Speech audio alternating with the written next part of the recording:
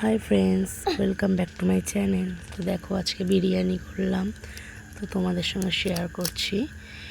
তো দেখো এখানে সবই রেডি। তো ঘি, দুধ, গোলাপ জল, আতর, তো সবই রয়েছে, বিরিয়ানির মশলা তো দেখতেই পাচ্ছ। তো চিকেনটাকে ম্যারিনেট করে রেখে আমি কড়াইটা বসিয়ে দিয়েছি। তো এই যে তেল দিলাম, দেওয়ার পর ফোড়ন দিয়ে পেঁয়াজটা একটু ফ্রাই করে নিলাম ভালো করে। তো তারপর আমি চিকেনটা যেহেতু ম্যারিনেট করে রেখে দিয়েছি, যে ঢেলে দিলাম। তো এটাকে ভালো মতন কষিয়ে, তো আমার রাইস ওদিকে তৈরি। তো দেখো এবারে ভালো করে এটাকে সাজিয়ে, তো এটাকে একটু হিমে দিতে হয়। তো দেখো ফাইনালি তৈরি। একটু কেওড়া জল আর দুধটা দিয়ে দিলাম। এদিকে স্যালাডও কাটা। তো কেমন হয়েছে প্লিজ কমেন্টে জানিও।